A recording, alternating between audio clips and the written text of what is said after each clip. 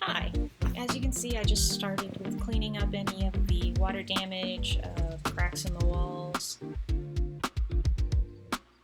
putting in new walls to create sort of a better floor plan. And this is the second floor.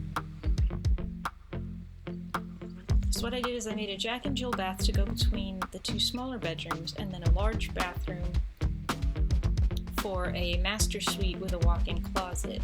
Downstairs was just more of the same, cleaning up, getting things under control.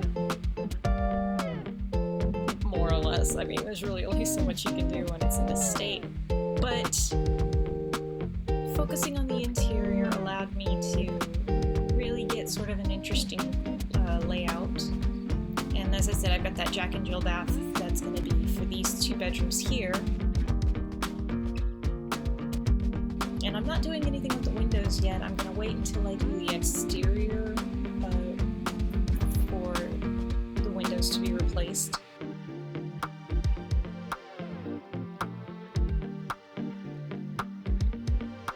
Down here was sort of a nightmare trying to figure out what I wanted to do for the walls. Flooring was pretty simple. I knew I wanted something nice and clean that would go all the way through. And then I wanted some carpeting, I think, for the living area, but I can't remember if I stayed. So I wanted to do just the same tile in all the bathrooms and the kitchen and the entryway. I really like doing matching flooring throughout the house, and I decided ultimately to go with a warmer slatted wood because it just really brightens up a house, keeps it from feeling too dark. I think white floors really only work if you've got a small place with a lot of windows. Otherwise, they just tend, in my opinion, tend to make the house feel sort of dingy. So yeah, first order of business was deciding what I wanted my lighting to look like, and then going through making sure there was adequate lighting in the rooms, and I was having trouble deciding how I wanted the rooms to look. Normally I'm very much a ceiling fan kind of person.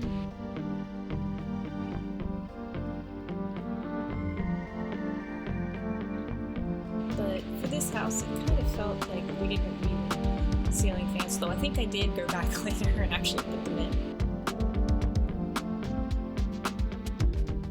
I'm a big fan of them. I think it's a great, easy way to cool the house without having to have your air conditioner blasting all the time.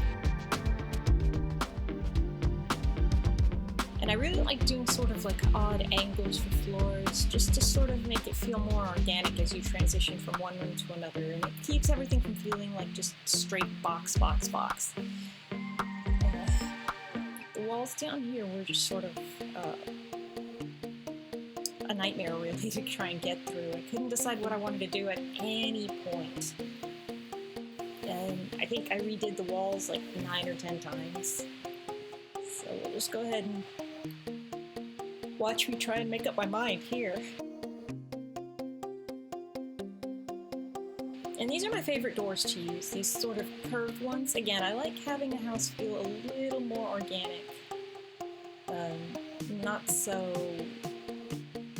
boxy, you know? And then these slatted doors to create our walk-in closet.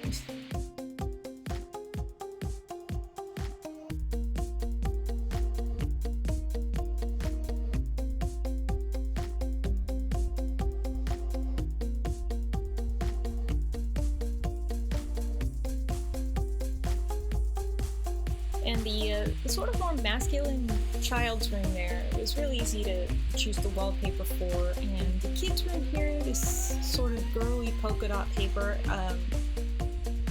was pretty easy to choose also. But in here in the master bedroom, I tried again and again, like 5 or 6 times. And same for down here, you'll see me changing the wallpaper a few times. I wasn't necessarily satisfied with anything I did. I made the stairs white. I love white stairs. I think they just really help brighten up a house. In fact, in my old house that I lived in, we were renovating it to sell, and I stripped out all the carpet and just sanded and painted those stairs.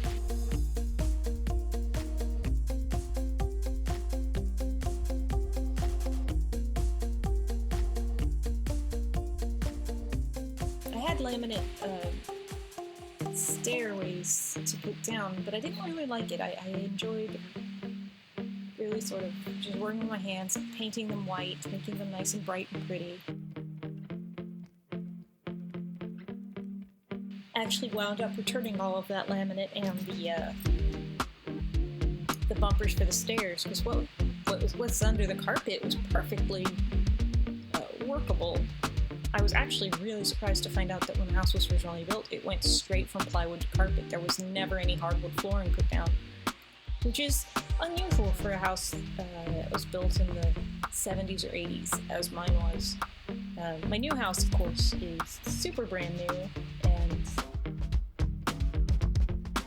I wanted hardwood floors, but my husband said no, they make his feet cold, and then he spends the entire time, turning the AC down to 65 and freezing my butt.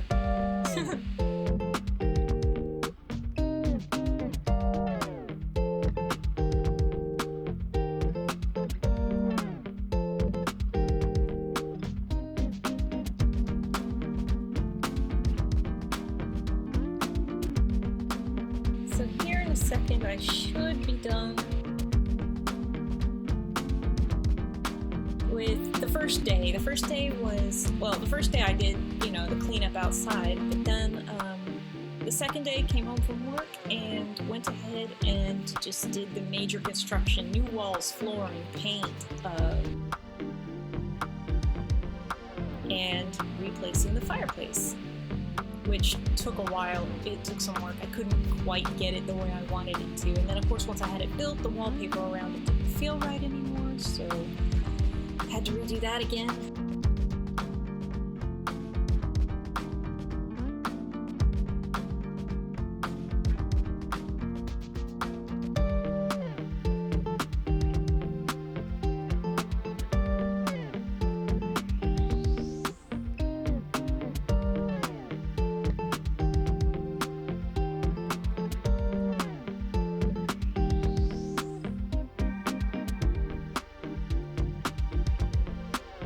Yeah, I went ahead and play tested it. I wanted to make sure that both sides would light up. I really like the idea of just this massive fireplace. And then I'm going to change this drain pipe, but for now it's sort of giving me where the fireplace is, and I'm going to need to put a chimney, and I have an idea for like a small pipe or box that's going to run up in through that little utility closet there in the master bedroom, and I like using columns as sort of dividers. They help create a sense of separation for a space. So all that's done. Sleeping, waking up the next day, and here's where we're gonna start day 3, I believe. I forgot to make sure what day it was, but this is day 3, meeting our clients. Now this is a room I had already renovated for these clients, but they've called me back because they liked it, and I am doing the dining room for them now. And since they really sort of like that sort of Cosmo Luxe, mid-century without necessarily being mid-century look, that sort of, retro-futuristic look, which doesn't sound like it makes sense, but it actually does. I went ahead and built this room for them using just elements that were a little bit older and at the same time, just sort of fun and modern. I created a mirror wall because it is a rather small dining room. Even with the windows, I wanted to sort of help it feel bigger, and just massive wall of mirrors always does that. And ultimately I decided they needed a new window here in the front. Primarily because I couldn't find any curtains I liked. But ultimately I did go with sort of a slightly dramatic look, but you'll see that it took me a little while to get there.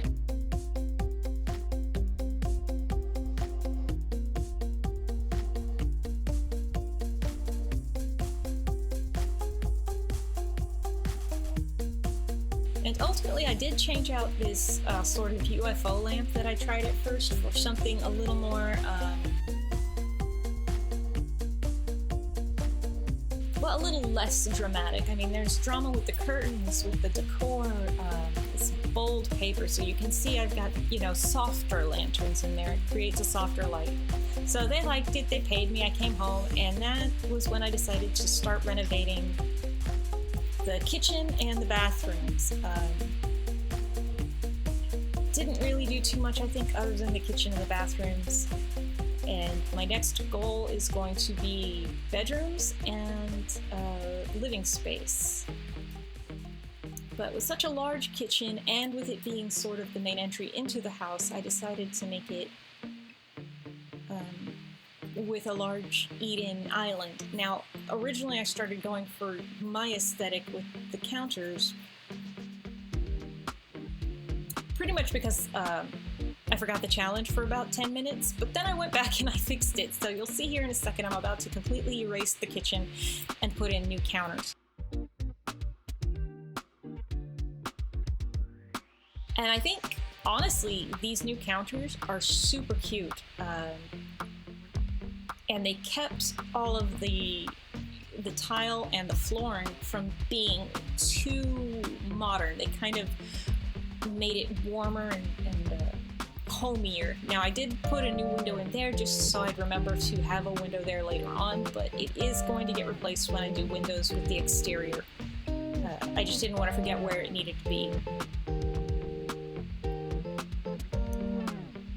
And I liked these uppers, but there's not enough variety. It's like you literally get the one look. And then if you want anything else, you've got to really work for it.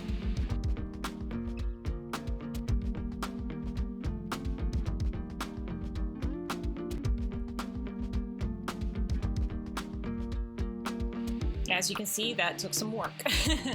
I'm using sort of one of those outer cabinets that's supposed to go on an edge, but I really liked the idea of just using it there. And I don't know why, but I did my best to get these cabinets to line up, but for some reason this end piece did not want to match up to the rest of the cabinets. So, and it stuck out a little bit too. So, I mean, I tried my best.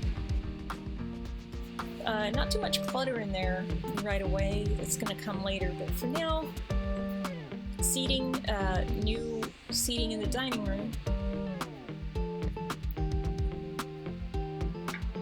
And for some reason my UI didn't get copied out, so you can't see everything I'm kind of looking at, but you can see what happens when I pull it out. And all of this stuff that looks like it's being just taken away is going into storage. I might be able to use it later.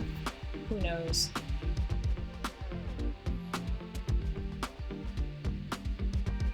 But yeah, see, once I did that, it's like just the wall didn't work anymore. So I made sure I spent the same or less to redo the walls, and then I came here to the bathroom. And this was really the last thing I did before calling it a night. So yes, thank you for joining me, and I'll see y'all again.